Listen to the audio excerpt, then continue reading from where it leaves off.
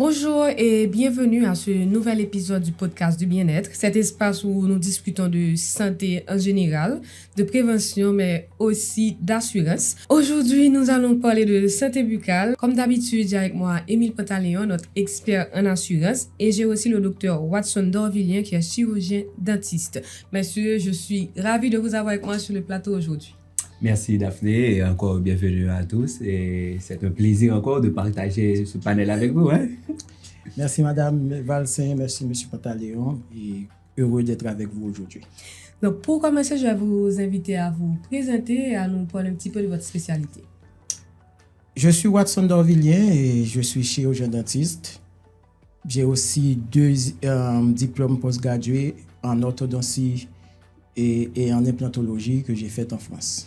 Vous avez dit chirurgien dentiste, donc ça fait comme 2 titres. Est-ce que tous les dentistes sont par conséquent des chirurgiens?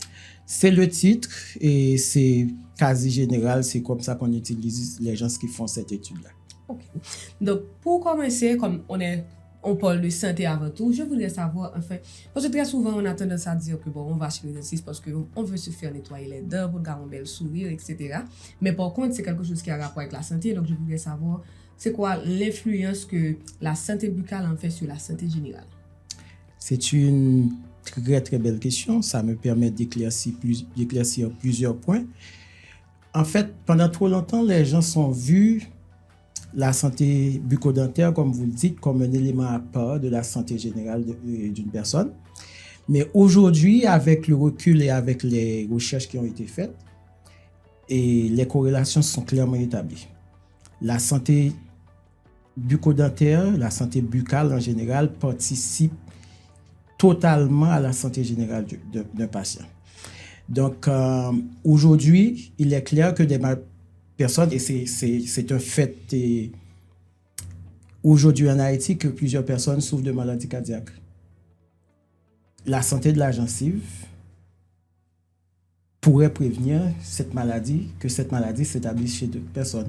Bon, nous ne pouvons pas aussi parler de la diabète.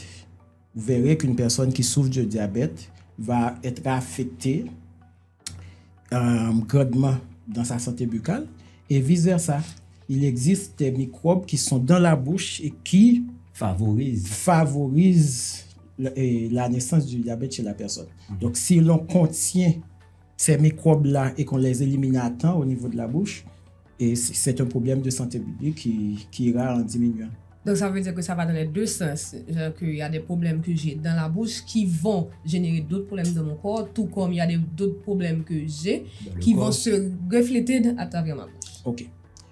La dentisterie, pour moi, c'est quoi? C'est 2 choses. C'est un marqueur social, OK? C'est aussi un marqueur de santé. Et comme vous dites,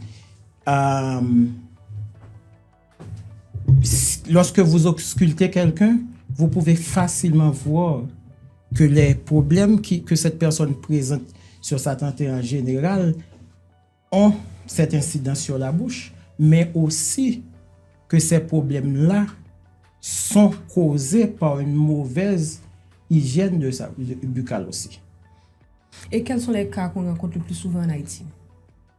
Pas en Haïti, les motifs de consultation sont la base. La base, c'est les douleurs, ok? Les problèmes de carie et les problèmes de gencive. Mais la bonne nouvelle aussi, c'est que la dentisterie, c'est l'une des sciences qui a énormément évolué pendant ces derniers temps. Et les gens viennent en consultation pour des problèmes beaucoup plus profonds qui a trait non seulement à sa santé, mais à son estime de soi. Donc, pour donner des exemples pour qu'on puisse mieux comprendre. Nous vivons à l'ère... on est à l'ère des réseaux sociaux, par exemple. À l'ère des réseaux sociaux, mais aussi, je vais dire... Quand les gens, mon thème a blanchi d'un, c'est comme si quand tu veux avoir le sourire parfait. Voilà, à l'ère de la culture du soi. OK? Donc, les gens se comprennent de plus en plus qu'ils perdent leur hardiesse quand ils ne peuvent pas sourire normalement. Voilà, tu vois, c'est ça, c'est exactement ça. C'est ce sourire que tu peux afficher et cette confiance que cela te donne pour entreprendre des activités. Aujourd'hui, la dentisterie vient donner une réponse concrète à ce besoin et d'affirmation de la personne. OK? Les gens sont beaucoup plus conscients du besoin et d'avoir une bonne santé buccale, mais d'avoir un sourire aussi qu'ils peuvent afficher, avoir cette présence sociale et ne plus se sentir diminué dans sa personne. Donc, aujourd'hui, lorsque vous faites remplacer une dent, il y a vraiment une infime chance que les gens voient que vous avez remplacé une dent. Parce que la technologie est telle aujourd'hui que les soins sont propres et bien faits. Mais maintenant, bon, je sais qu'il y a une certaine fréquence. Il y a beaucoup de personnes qui vont voir un dentiste avant tout parce qu'ils ont des douleurs. Mais je sais aussi qu'il y a une certaine fréquence à laquelle on devrait voir un dentiste. C'est une convention qui a que les gens doivent voir leur dentiste 2 fois par année. Cela ne signifie en rien que vous allez devoir faire des soins lorsque vous irez chez votre dentiste. Maintenant, vous y allez pour un contrôle. OK? Si le dentiste, s'il trouve des choses à faire, quelque chose à corriger, il va le faire. Mais si vous gardez votre santé correcte, il va vous dire félicitations madame, félicitations monsieur, revenez dans 6 mois. Mais est-ce que ça commence à partir d'un certain âge? Normalement, on commence à voir le dentiste à partir de 2 ans. À partir de 2 ans. Oui. Oui, très tôt. On a déjà des dents à 2 ans. Oui, on a fait dents de lait à 2 ans. Et à 2 ans, quand vous allez voir un pédodontiste, vous y allez pour vous assurer que le cycle d'éruption est correct pour votre enfant. Okay. Cela anticipe sur le temps des problèmes orthodontiques, des problèmes d'alignement et qui dit comme ça paraît facile, mais c'est des problèmes qui sont totalement liés au développement de l'enfant, à la posture de l'enfant et aux structures musculaires de l'enfant.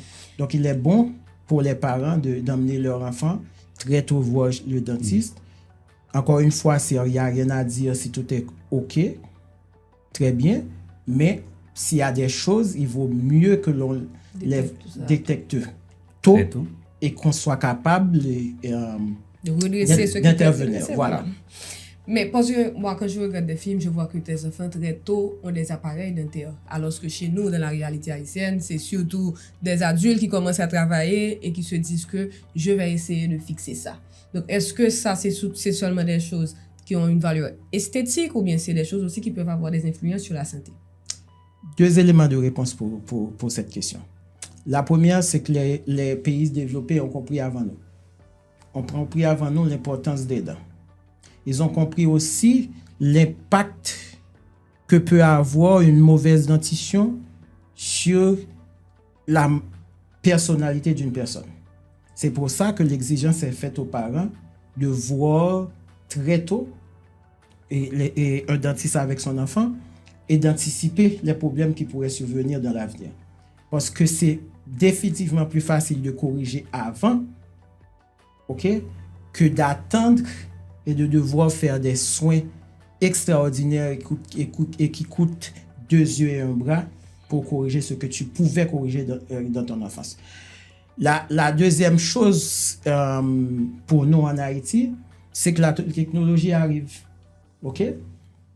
À certains moments, la dentisterie, c'était les soins primaires et quelques... Qu'est-ce que vous entendez par soins primaires? Les soins primaires sont les soins de prévention, OK? De traitement de caries et de traitement de la gencive. OK? La science aujourd'hui s'est développée. Il y a plusieurs matières que l'on voyait comme ça, tout petit, qui aujourd'hui peut faire 4-5 livres et qu'on est obligé d'aller plus en profondeur pour comprendre, plus en profondeur pour traiter. Donc, aujourd'hui, les gens prennent conscience de ce que vaut leurs dents et ils y vont à l'âge où ils vont. Il n'y a pas de problème avec ça. Tant qu'on est capable de traiter, on traite. Et notre but, c'est de redonner le sourire aux gens. Mais là, on a parlé de combien que les soins bucco-dentaires sont importants, mais maintenant, allons essayer de voir l'accessibilité pour ces soins-là, que ce soit en termes de professionnels disponibles, de matériel, parce on a aussi parlé de combien que la science a beaucoup évolué, qu'il y a beaucoup de choses maintenant qui peuvent se faire dans le domaine. Qu'en est-il pour Haïti? Et aussi, surtout là, je me tourne vers vous, et comment aussi que le niveau économique peut influencer les gens à faire ces choix-là. Merci Daphné, je pense que c'est une excellente question parce que comme nous avons vu tout au long de cette saison, c'est que la barrière la plus importante reste la barrière financière. Et quand on parle de barrière financière, c'est l'accessibilité au bien-être en général. Et la santé bucco-dentaire n'échappe pas. Cependant, c'est très important et je veux insister là-dessus, particulièrement pour les gens qui sont assurés. Les compagnies d'assurance couvrent les soins dentaires.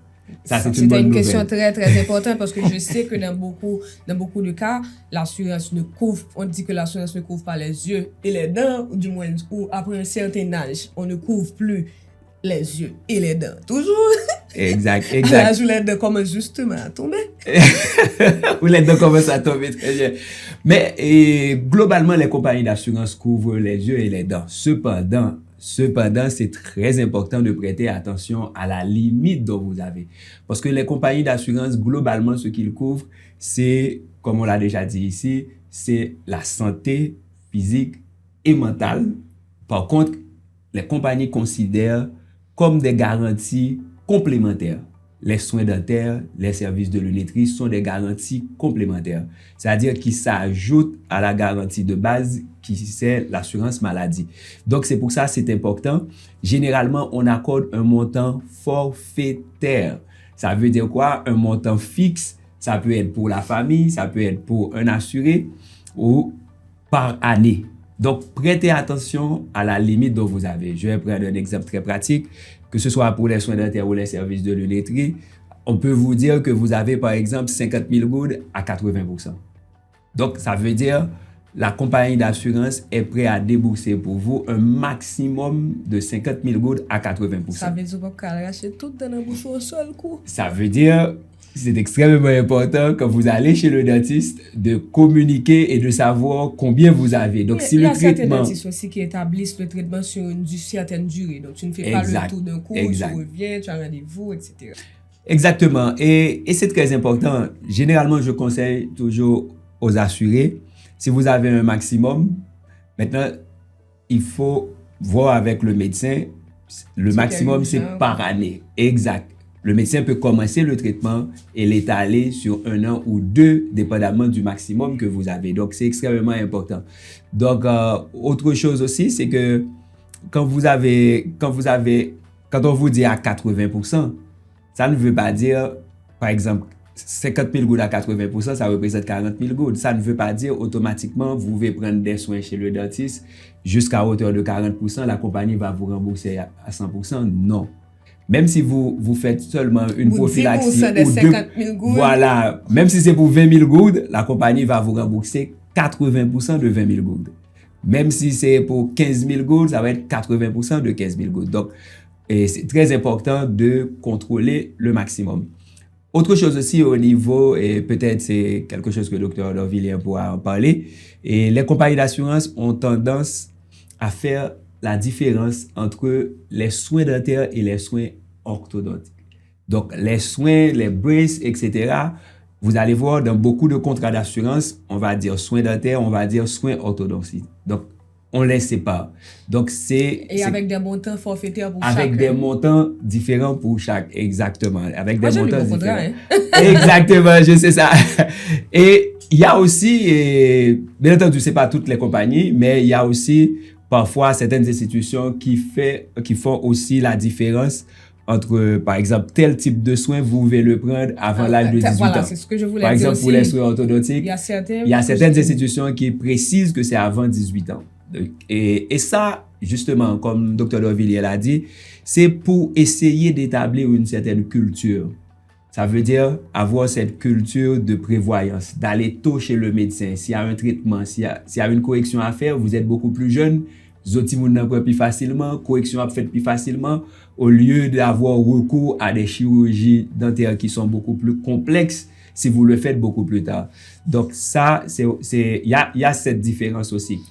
Donc les enfants qui sont assurés par le biais de l'assurance de leurs parents, les parents vont pouvoir emmener leurs enfants pour bénéficier de ces soins spécifiques et avoir recours à l'assurance pour les aider à couvrir les dépenses. Définitivement.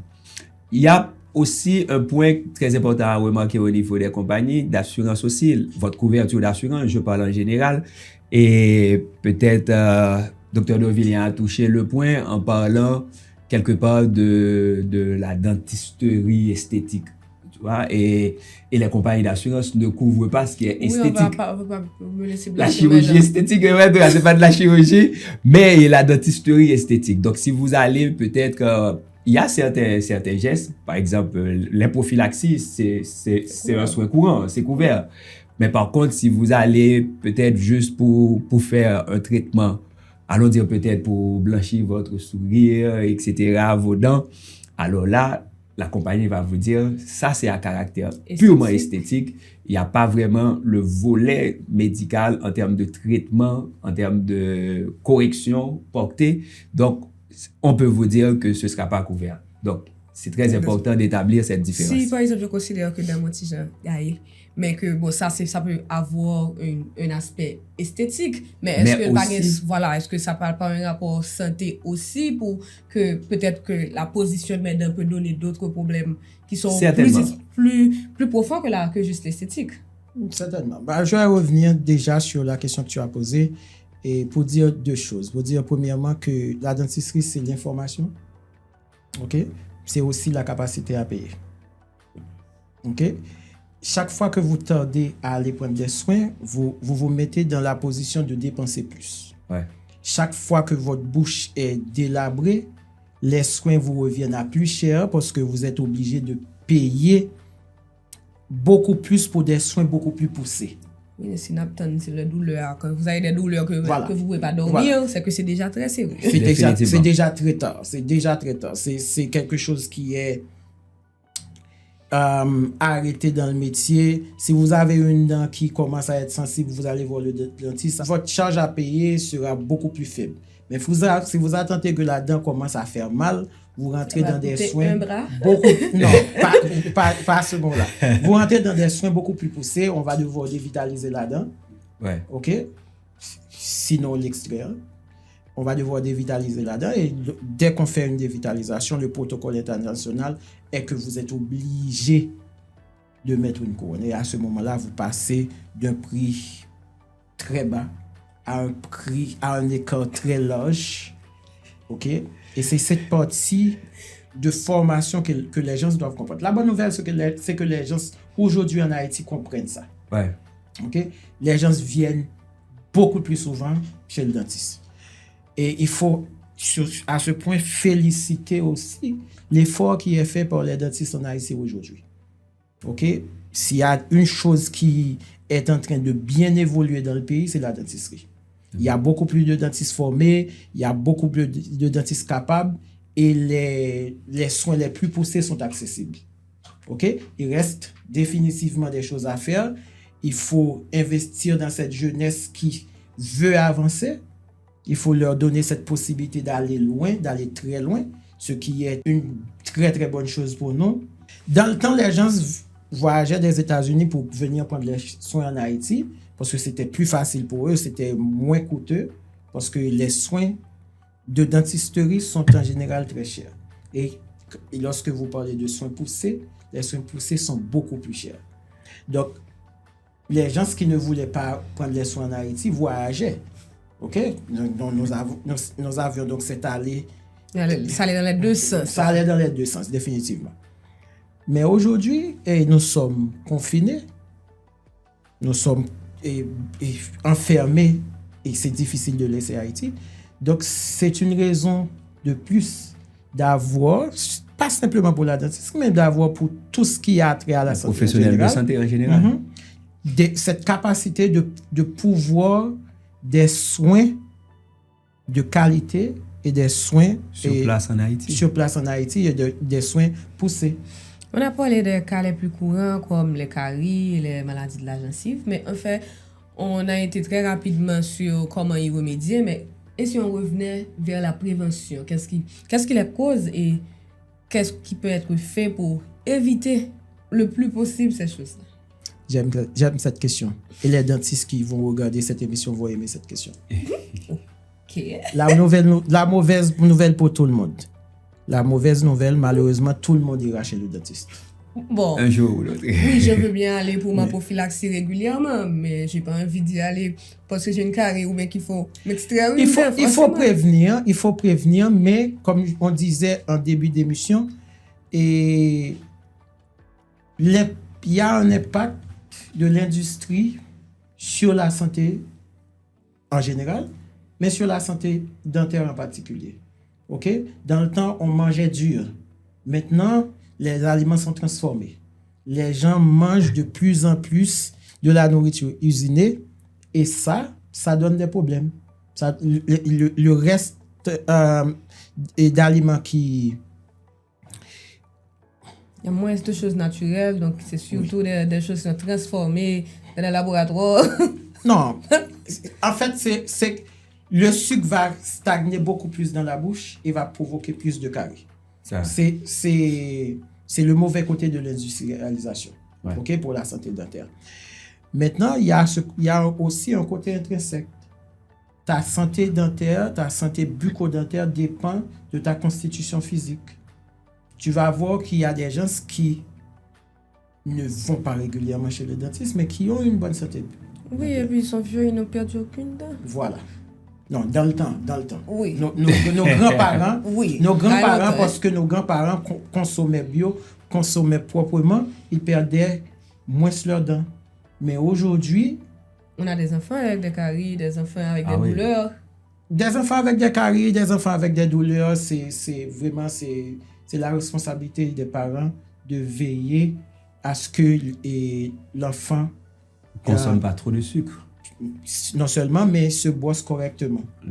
OK, pour prévenir ces cas-là. Donc, parce que justement, moi, je me rappelle depuis quand j'étais très petite, en fait, il y avait des gens qui étaient venus pour une formation à l'école qui nous disaient voici comment se brosser les dents, qu'il ne faut pas mouiller la brosse avant, mais c'est des choses que... Il y a des gens qui vous disent qu'il faut mouiller la brosse, d'autres qui vous disent de ne pas faire ça. Il y a par exemple le bain de bouche qu'on te dit que tu ne dois pas faire tout de suite après ou bien tu dois faire tout de suite après. C'est encore peut-être des mythes ou des mauvaises conceptions qui poussent les gens malgré leur bonne volonté à faire des erreurs. Est-ce que les gens font des erreurs? Je ne vais pas le dire comme ça. Je vais simplement dire qu'il y a plusieurs écoles. OK? Et qu'il y a eu et qu'il y aura encore une évolution. Ce que tu faisais avant, l'on comprend avec le recul que ça a une incidence sur ta santé. Donc, on revient sur ces connaissances-là pour les corriger, les mettre à jour. Ou peut-être les adapter à la réalité d'aujourd'hui aussi. Est-ce que c'est une réalité parce que la dynamique de la santé ne change pas? C'est plutôt que la science évolue et l'on comprend que si je faisais ça et que ça me donnait tel résultat, si j'ai quelque chose, et c'est pour ça qu'il y a des recherches tout le temps. Les recherches sont là pour apporter des connaissances qui te donnent plus que tu avais avant. Mm-hmm. Donc, tu vas voir que ça change, tu vas voir que il y a une tendance aujourd'hui. C'est pas une affirmation, prière de ne pas le prendre comme ça. Il y a une tendance aujourd'hui sur les réseaux sociaux de ne pas se bosser avec la dentifrice. En fait, c'est pas ça. De ne pas jeter la dentifrice après le bossage. De ne pas se rincer. OK? Qu'est-ce que tu savais avant? Tu savais que tu te bossais les dents et que après tu devais te rincer. On savait aussi que pendant longtemps, on utilisait le bain de bouche à outrance. Mm-hmm. Aujourd'hui, on sait que ce bain de bouche-là, trop utilisé, va détruire la flore buccale et donner des problèmes. Donc, c'est ce côté bénéfice qu'il faut à chaque fois contrôler et réajuster. Mm-hmm. Parce que comme on a parlé des nouvelles habitudes de consommation, peut-être que dans le temps, les gens buvaient leur café tout simplement. Il y en a qui buvaient leur café noir. Alors que maintenant, j'ajoute un creamer, j'ajoute du caramel, etc. Donc, c'est des choses qui vont peut-être avoir une influence sur ma santé, que dans le temps, c'était pas ainsi. Je ne saurais dire. Si le café ou le café mélangé avec autre chose donne quoi que ce soit, je n'ai pas les éléments de réponse scientifique. Parce que là, on parle du sucre. Oui, je ne vais pas m'aventurer. Ce que je sais, par contre, c'est que une surconsommation de café va te laisser des taches dans la bouche et qu'il te faudra aller chez le dentiste pour enlever ça. Ouais. On a les soins qui sont de plus en plus disponibles, mais il y a aussi des choses qui évoluent. Dans le temps, les gens voyaient très mal le fait de se faire enlever une dent, alors que maintenant, bon, c'est toujours un coût très élevé pour se faire enlever une dent. Et vous, comme dentiste, comment est-ce que vous voyez l'extraction? Il y a 2 écoles. Et il y a un abus de langage autour de cette affaire d'extraction. OK? Le rôle du dentiste, c'est de conserver vos dents. Le dentiste que vous allez voir va faire tous ses efforts au mieux de ses capacités de conserver et vos dents dans votre bouche. C'est son premier objectif. Maintenant, OK? Et c'est malheureux que l'on dise ça aux gens, que l'on n'extrait plus les dents. C'est faux. Si vous allez chez le dentiste, lorsque la dent est délabrée, il n'a pas d'autre solution. OK?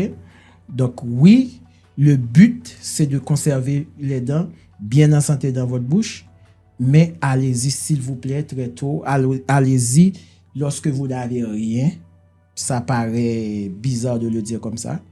Allez chez le dentiste lorsque vous pensez ne rien avoir dans la bouche.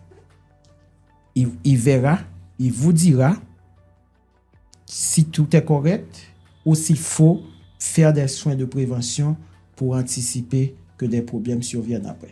D'ailleurs, on a justement parlé au début d'autres maladies qui peuvent avoir des effets sur la santé buccale.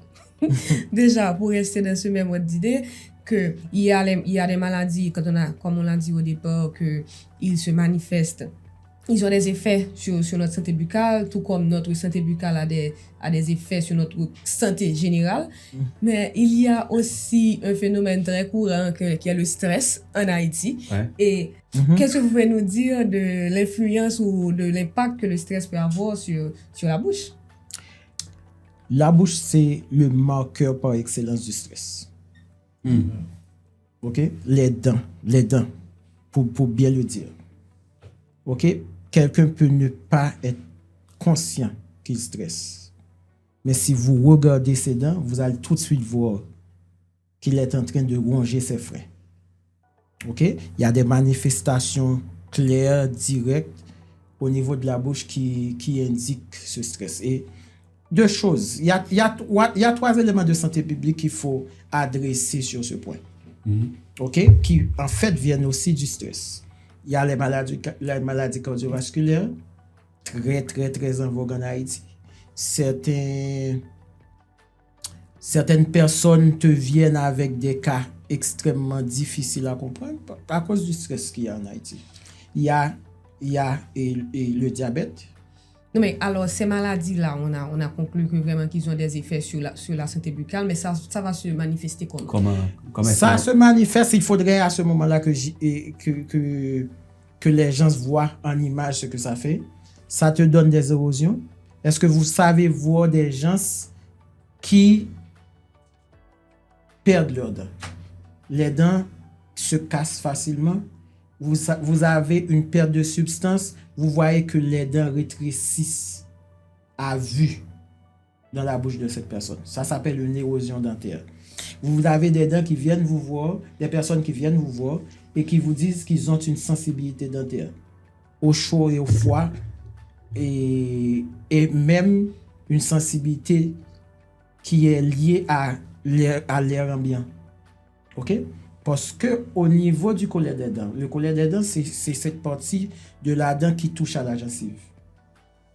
À ce niveau-là, les gens vont commencer à perdre de la substance dentaire qui va créer des cavitations. Et à ce moment-là, les gens vont avoir cette sensibilité. Et si on ne fait rien, ça va évoluer jusqu'à une fracture de la dent. Ça fait beaucoup pour la prise en charge. Et comme on avait déjà dit tout à l'heure, c'est que très souvent, les gens ne comprennent pas tout à fait la portée de l'assurance en ce qui a trait aux dents. Donc, ces choses-là dont on parle, est-ce que la personne doit d'abord peut-être voir son cardiologue qui va le rediriger vers le dentiste, ou bien ça se passe comment?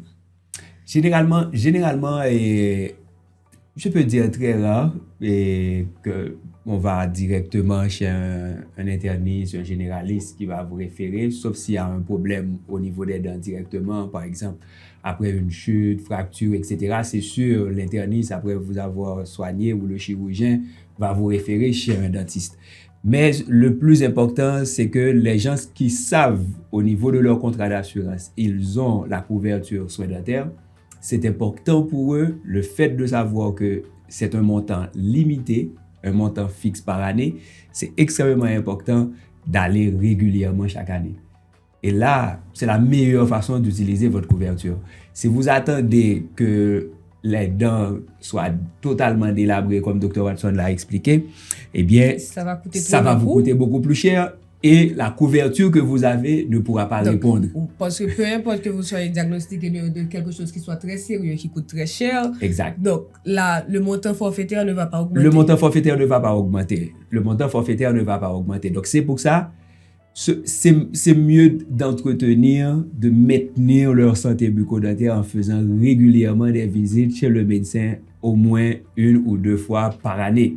À ce moment, votre couverture de 20, 30, 40 000 gouttes pourra couvrir ça facilement et vous éviter des problèmes après qui seraient beaucoup plus coûteux.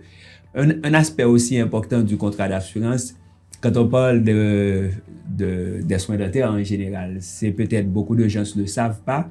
Si vous avez une chute, un accident, ou vous avez une fracture au niveau de la bouche, ou peut-être des dents qui sont cassées, ça ne rentre pas dans les soins dentaires. C'est couvert comme une maladie. Si je tombe et que bon. Alors là, n'allez pas tomber. N'allez pas tomber. Parce que là, c'est pas, allons dire que généralement, c'est un accident. Chaque 6 mois, je vois effectivement mon dentiste. Ouais. Mais je peux pas empêcher ce genre d'accident. Non. Et là, ça peut justement aller au-delà des fois avec les accidents, justement, ça peut aller au-delà de ce montant forfaitaire qu'on a. Certainement. On a eu des accidents où pas seulement le dentiste, mais aussi un chirurgien et parfois un chirurgien maxillofacial. Un chirurgien maxillofacial pour pouvoir redresser les gencives aussi qui ont été fracturées. Et parfois, il y a certaines pathologies aussi au niveau de la bouche.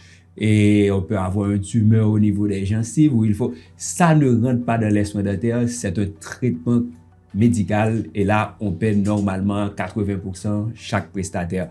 Même le dentiste qui opère pour une fracture au niveau de la bouche, au niveau des dents, c'est pas limité par le montant forfaitaire, on va rembourser normalement selon le barème des chirurgiens et dentistes. Donc, avant de mettre fin à notre échange d'aujourd'hui, je vais revenir encore sur la prévention, sur ce que les gens devraient faire pour avoir une bonne santé buccale, même si on sait avant tout qu'ils doivent voir leur dentiste régulièrement. Mais au jour le jour, quelles sont les précautions que les gens doivent prendre? Moi, je sais que, par exemple, à chaque fois que je parle, mon dentiste me dit ou pas de floss, non? Quand on fait mon nettoyage, j'essaie de faire ça et je pense que ça fait partie des bonnes pratiques, non? Définitivement. En fait, ce qu'il faut faire pour éviter des complications dentaires, c'est simple. Se brosser les dents 2 fois par jour. OK? Utiliser le fil dentaire. Aujourd'hui, il y a un autre équipement qui donne de meilleurs résultats.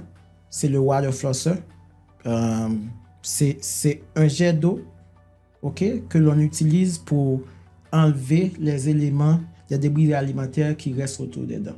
Parce que le fil dentaire n'enlève pas tout, mais aussi le water flosser, comme je disais, C'est une bouteille que l'on remplit avec de l'eau. OK? Il y a un jet. un tube qui envoie un jet et qui enlève. C'est sur Donc, Internet. À peu près comme les matériels. Oui, avec la pression de l'eau, ça enlève les débris alimentaires. C'est à peu près comme les matériels que vous utilisez pour les prophylaxies avec des jets d'eau. Voilà. Faites ça. Assurez-vous de bien prendre soin de vos dents. Ça ne vous évitera pas. Il faudra toujours aller chez votre dentiste régulièrement. Régulièrement aller chez le dentiste. Mais, malheureusement. Bon, on va pas dire malheureusement, je pense que mon dentiste aime bien me voir. Bon, peut-être que l'assurance n'aime pas me voir revenir chaque 6 mois, mais bon. Merci pour tous les éclaircissements que vous avez partagés avec nous. Un dernier mot? Eh bien, je dois dire que c'est important pour nous, la santé de la population en général, mais la santé bucco-dentaire, nous l'avons vu aujourd'hui avec vous. Eh bien, prenez soin de votre santé bucco-dentaire, allez régulièrement chez votre dentiste, au moins 1 ou 2 fois par année, et là, votre couverture d'assurance saura vous accompagner. On vous accompagne pour la prévention, pour des soins de base, pour éviter que vous n'arriviez à des soins beaucoup plus compliqués, qui coûtera beaucoup plus cher et qu'on ne pourra pas tout couvrir pour vous. Docteur Dorvigné? Je vais dire 2 choses. Je vais dire déjà que l'assurance, je vous facilite la vie. Je vais dire que l'assurance donne cette facilitation. Les gens sont capables d'aller chez le dentiste. Ouais. Parce que, comme je disais tantôt, la dentisterie, c'est l'information. OK? Être sûr que tu as besoin de ton dentiste. Et c'est la capacité à payer. Ouais. Donc, l'assurance répond à ce besoin. Il vient faciliter les gens dans les débours qu'ils sont obligés de faire. C'est une très bonne chose. Peut-être aussi qu'il faudra un système d'assistance sociale, comme il y a dans beaucoup de pays, qui allège beaucoup plus les finances et des personnes sur ce point de vue. Autre chose que je voulais dire aussi, je vais prendre ce moment pour vraiment, encore une fois, encourager tous les dentistes qui font des efforts considérables pour se mettre à jour. Aujourd'hui en Haïti, c'est la fierté que je garde de ma profession. Il y a beaucoup d'efforts qui sont faits pour que nous soyons à jour et à même de donner des soins de qualité à la population. Merci, Dr. Dorvigné. Merci, M. Pantaleon. Et merci à vous d'avoir suivi cette édition. Moi, je suis Daphné Valsin et je vous donne rendez-vous la semaine prochaine pour continuer à parler de votre santé.